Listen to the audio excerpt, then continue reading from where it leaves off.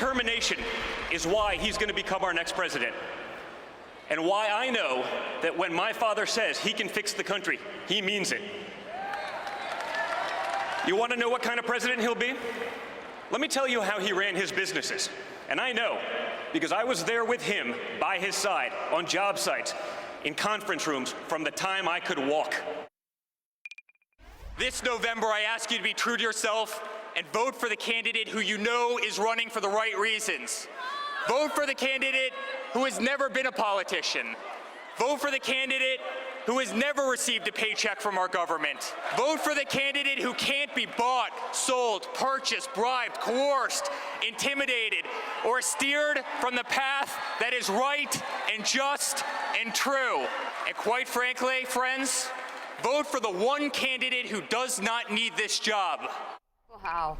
There is no question the kids are the standouts here. Those were the Trump brothers at the Republican convention. Joining us now, son of the Republican presidential nominee and executive vice president at the Trump Organization, Donald Trump Jr. Great to have you on the show. Great to be here. Great job so far amidst very weird circumstances. It's a crazy ride. I mean, I've been talking with Mark a little bit about it throughout the journey, and it's been incredible just to be a small cog in the wheel on this process, trying to really, right this ship that's gone so wrong. So it's been awesome.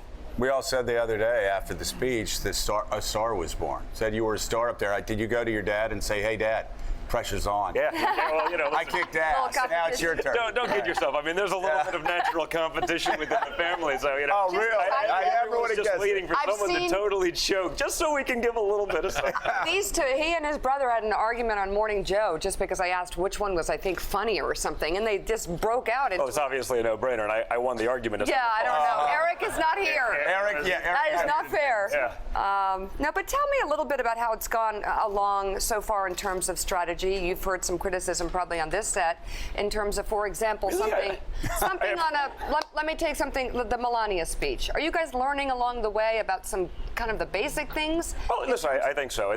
Listen, Melania, she did a phenomenal job, first of all. I mean, to get All up of us there, said and the same you know thing. her And we all well, said the same but thing. she's also that. private. I mean, she doesn't show up, I and know my that. father doesn't, do the, hey, I'm going to bring out the, the grandkids into this for the photo op. That's not his style. I mean, everyone else is pandering that way. They hold up the grandchild like it's a trophy, make sure you get the right angle, and, we'll run with that photo, because my father thinks it's too serious an issue that we're in as a country. We actually have to talk about those issues. Right. Listen, we aren't politicians. I mean, that's not what we've done. We've been in this, I joke I've been a politician for 3 weeks now. I think we've figured it out pretty well. I think we're serious about what it means for this country to change it.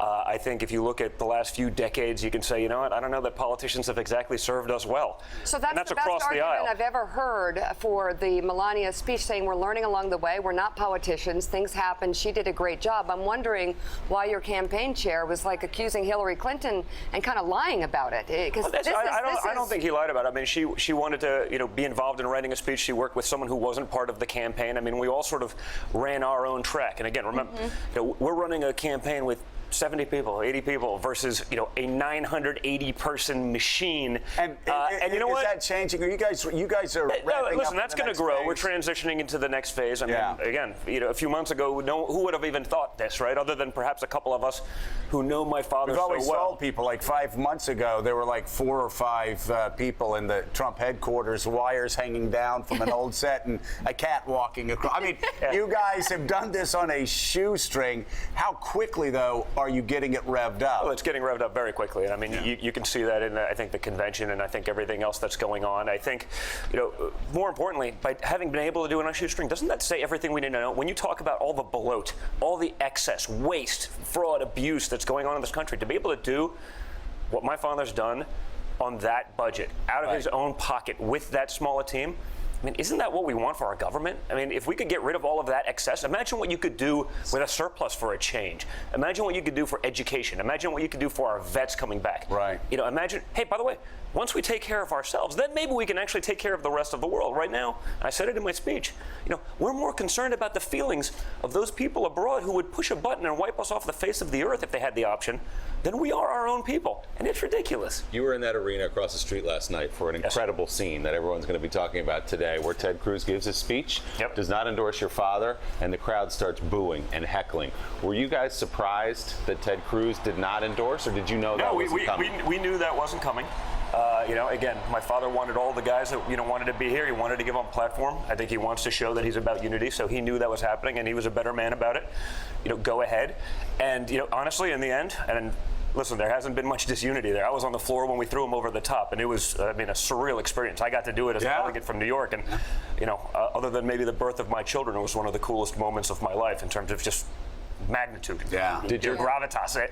So if there was any doubt left going into yesterday, I think him doing that galvanized everyone, and you heard it. I mean, they went crazy. If there were a couple detractors left, they got on board because you know what? Everyone else in that arena and everyone else, who's a conservative in this country, they realize that the number one objective is making sure that Hillary Clinton doesn't end up in the office. Hey, Willie, it's what I've always said about Ted Cruz. He's a uniter. He's a uniter. You've always said that. he brought the party together. He did a phenomenal job bringing the party together. So I'd like to thank him for the greatest endorsement we could have possibly received. Don, did your father or did anyone in the campaign lobby Ted Cruz or ask for Ted Cruz's endorsement before the speech? It's interesting. I mean, there's been a lot of people speaking, with people, from the campaign, from the Cruz camp and stuff like that. I have a lot of friends in Texas that know both sides, that are friends with both sides.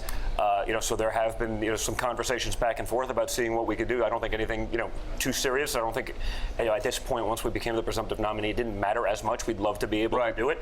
I was with a lot of those people last night. They were not pleased. And I think a lot of the quotes I kept hearing from, guys I know that were just Texans that are from the military and that background to guys that are Texans that are big, Republican financiers. And, I think one of the quotes I heard was, I'm never writing a check to him again. I need to let Mark and John jump in here because I'm sure they'll have the smart questions. But before we do that, while you're along, while we're talking about you talking to other campaigns, there was a report yesterday morning saying that you were in contact with John Kasich's campaign.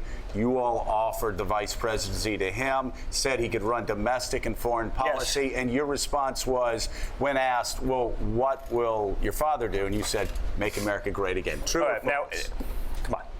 Were there conversations 100%? Right. This was early April. We hadn't won Pennsylvania yet. We hadn't won New York yet. We're having conversations. To me, that was strategy, talking about it. You guys know me well enough, and you see the way I conduct myself, certainly, publicly. Do you think I would say you'd run foreign and domestic policy, and he'd be in charge of making America great again? Does it sound like me? It's a little ridiculous.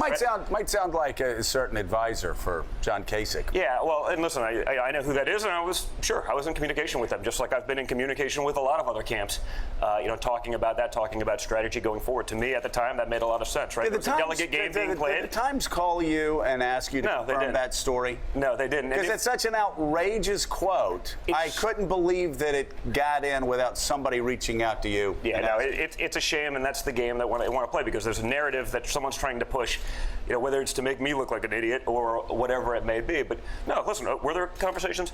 100%. We didn't know what was going on with the delegate count. We were going to play a game making sure that we had that secured. One way or the other, we were going to win this. We didn't need it in the end. He hasn't been on the short list in a long time. Yeah. But there was a time where you said, hey, we don't know where this is going yet. We're doing this. Let's play a strategy game. That's called good strategy, in my opinion. Oh, yeah. But yeah, would I say you're in charge of foreign and domestic policy, and my father's going to be in charge of making it? You guys be the judge. I'll let you decide. I would not want to be in the room when you pass that info back to your dad. Correct. Just to clarify, though, he was offered the vice president. No, we talked about slot or not. We talked about it as a potential, right? We talked about it to say, hey, if you did this, and by the way, there was something to say about, hey, my father's a New Yorker. We've never been in D.C. As a vice president, you would be intimately involved in this because we got to learn to navigate D.C. 100%. Right. Was that said, hey, was it done? No. Was it, hey, you got it if it's, no. We didn't even start vetting.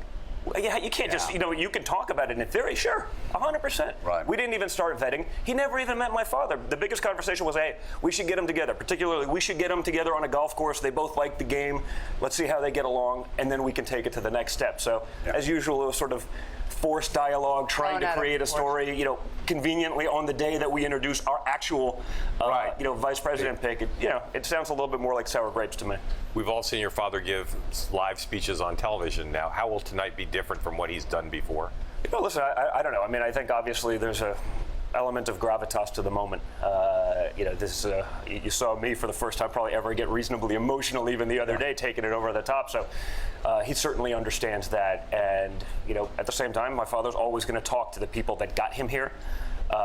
It's not going to be just about talking to, the elites and that talking point. It's going to be making sure that the American people know that he's still out for them, that he's talking with them, as he always have, not to them and at them, like so many of the other politicians. We hear new lines from him. I imagine you'll hear some new lines. I've been running around a little bit crazy this week, so I haven't gone through the final yet. But it'll be a really good speech. So the argument so far has been, or a narrative so far, is that this convention has appealed to who you already have. There's a lot of anti-Hillary hatred and lock her up and all that happening on the floor, and doesn't bring in any new people. Can your father do anything to change that? Listen, I think you're going to see that. I think if you look at what's going on the map, and Mark, you can talk to it probably better than I can. I think Oregon, we're -1 or 2. A state that hasn't been in play forever. Connecticut, we're net neutral. Never heard of that before. Numbers elsewhere. New York, we're going to do very well in. I'm not saying we're going to win it, but we're going to put it into play. Make it competitive. And you know what? I can't name another candidate that we ran of all the great guys, and many of them have become friends of mine, that we were running against that could possibly do that. And by the way, more importantly than all of that, we're doing that having spent virtually nothing in advertising. So we're competing against someone who's already put $150 million or so into negative attack ads in these states against us, and we're in a dead heat, and in many cases leading in the swing states. So, I think that's a pretty compelling message to what the American people are thinking. Don, you've had a good taste of politics over the last few months. After your to say the least. After your speech the other night, there was talk in political circles and the New York tabloids that this guy maybe should run for mayor of New York City, should have a political future. Is that something that would interest you in the future? I think I got to get my kids out of the house and finish some stuff I want to do in my own career. It has been fascinating. If that's the way I can serve our country one day, I want to do it. We talked about it a little bit last night. If I were to do it, hopefully it'd be after a guy like my father's in an office where you can clean up and get rid of some of the hanger-oners that I've seen. I've met some impressive people. I've met some great people in the process, but I've also met a vast majority of people that, they're just hanging around the rim, like waiting for scraps. Welcome to politics. You just described politics. You just described. Yeah, well, but and that's a shame. And if we could get rid of that, if you could streamline the process and have people who really want to be there, not trying to, as I said in my speech, not use the highest office in the land as a path to personal enrichment. When I hear about a life of public service, I don't know that many lives of public servants who have $200 million in the bank, having never created anything, having never hired anyone, having never built anything, simply peddling influence. And I think that's why so many people are jaded with Washington. And you think that's what the Clintons have been doing with the global initiative? Come on. Of course. I'm just trying to get you to get there and say their name. He's very New York. I'd say that's pretty much what everyone thinks about the Clintons. This isn't a new thing over the last few years. That's been what's going on for decades. Come on, Joe. All right. Come on. I just wanted you to say the name. Donald Trump Jr., thank you very much. Thank you so much. Very good to have you on the show. Coming